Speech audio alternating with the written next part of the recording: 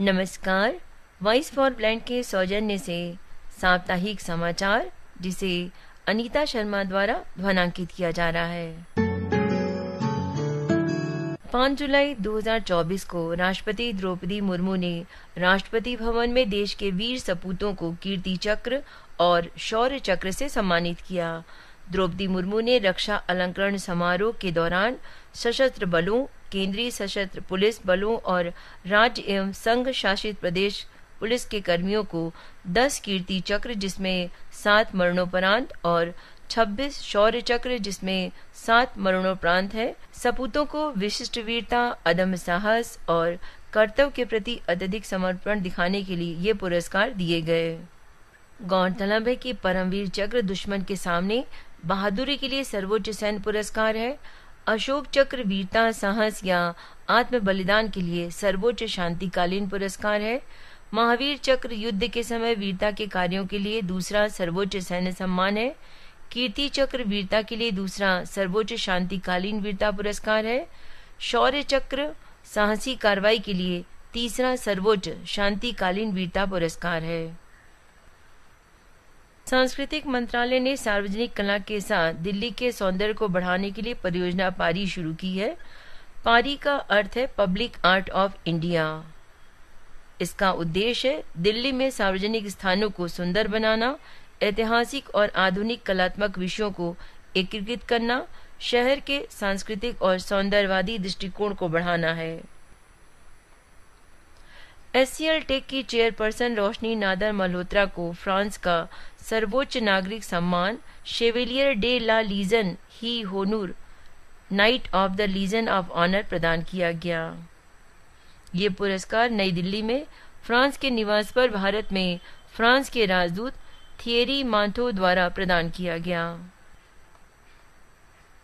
John Cena ने WWE के social media पर एक वीडियो में WWE से अपनी संन्यास की घोषणा की, जिसमें उनके अंतिम मैच 2025 के लिए निर्धारित किए गए हैं। ईरान के सुधारवादी नेता मसूद पेजेशकियन देश के नए राष्ट्रपति बनेंगे। भारतीय पहलवान विनेश फोगाट ने स्पेन ग्रांड प्री में महिलाओं के 50 किलोग्राम भार वर्ग का स्वर्ण पदक जीता। मणिपुर के इम्फाल पश्चिम जिले में लामडेंग माखा लेकाई क्षेत्र में 75वां राज्य स्तरीय वन महोत्सव मनाया गया। पेरिस ओलंपिक में भारत की महिला ध्वजावाहक पीवी सिंधु होंगी। सिंधु ने ओलंपिक और BWF सर्किट जैसे विभिन्न टूर्नामेंट में पदक जीते हैं, जिसमें 2019 विश्व चैंपियनशिप में स्वर्ण पदक भी शामिल है।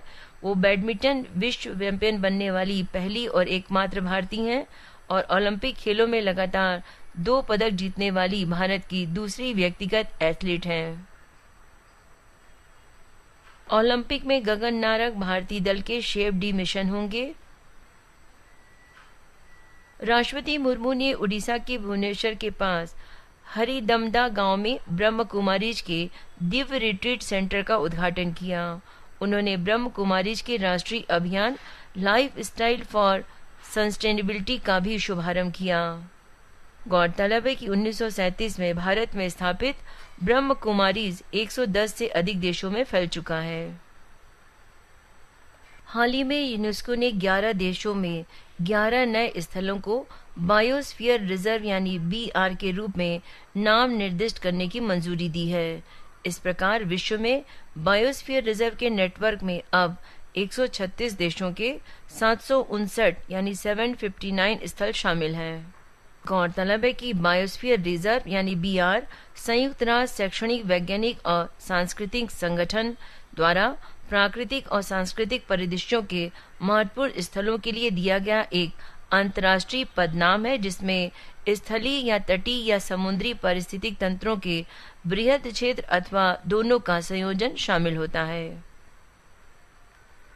हाल ही में अंतर्राष्ट्रीय MSME दिवस 2024 के अवसर पर सूक्ष्म लघु और मध्यम उद्यम मंत्रालय ने उद्यमी भारत MSME दिवस कार्यक्रम का आयोजन किया और साथ ही विलंबित भुगतानों के लिए विवाद समाधान में सुधार के लिए MSME क्षेत्र की बदलती आवश्यकताओं को पूरा करने के लिए MSME विकास अधिनियम 2006 में संशोधन का प्रस्ताव भी रखा।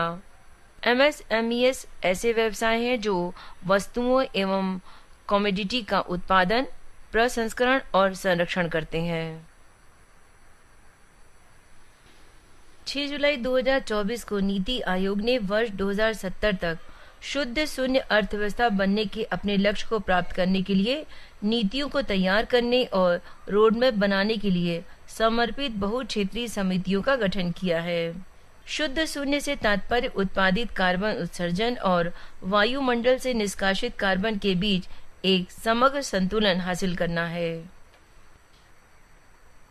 8 जुलाई 2024 को केंद्र सरकार ने 8 मंत्रिमंडलीय समितियों का गठन किया, जिसमें आर्थिक मामलों की मंत्रिमंडलीय समिति CCEA में 3 नए सदस्य शामिल किए गए तथा मित्र मंडलीय नियुक्ति समिति ACC तथा सुरक्षा पर मंत्रिमंडलीय समिति CCS में कोई बदलाव नहीं किया गया।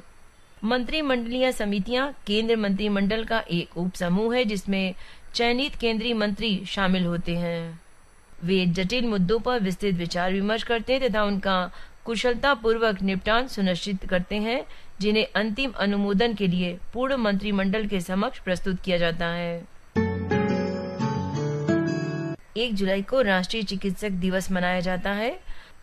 1 जुलाई को ही राष्ट्रीय डाक कर्मचारी दिवस भी मनाया जाता है। 1 जुलाई को ही चार्टर्ड अकाउंटेंट दिवस भी मनाया जाता है। राष्ट्रीय एनिसेंट दिवस हर साल 2 जुलाई को मनाया जाता है और ये स्पेन, इटली, पुर्तगाल और फ्रांस में लोकप्रिय है। विश्व जूनोसिस दिवस हर साल 6 जुलाई को मनाया जाता है ताकि लोगों में समस्या के प्रति जागरूकता पैदा हो। 7 जुलाई को विश्व चॉकलेट दिवस मनाया जाता है। गौरतलब है कि 1550 में इसी दिन चॉकलेट पहली बार यूरोप में आई थी। प्रत्येक वर्ष 4 जुलाई को स्वामी विवेकानंद जी की पुण्यतिथि के रूप में मनाया जाता है। उन्हें आधुनिक भारतीय राष्ट्रवाद का जनक माना जाता है और उन्हें 9वीं सदी के अंत में अंतर धार्मिक जागरूकता बढ़ाने तथा हिंदू धर्म को एक प्रमुख विश्व धर्म का दर्जा दिलाने का श्रेय भी दिया जाता है। आज के सुविचार के साथ ही समाचार यहीं पर समाप्त करते हैं। फिर मिलेंगे कुछ नए समाचारों के साथ अगले बुधवार को। कोई सराहना करे या निंदा, लाभ हमारा ही है। प्रशंसा यदि प्रेरणा देती है तो निंदा सुधरने का अवसर। हर दिन खुश रहें, मस्त रहें। जय हिंद, जय भारत।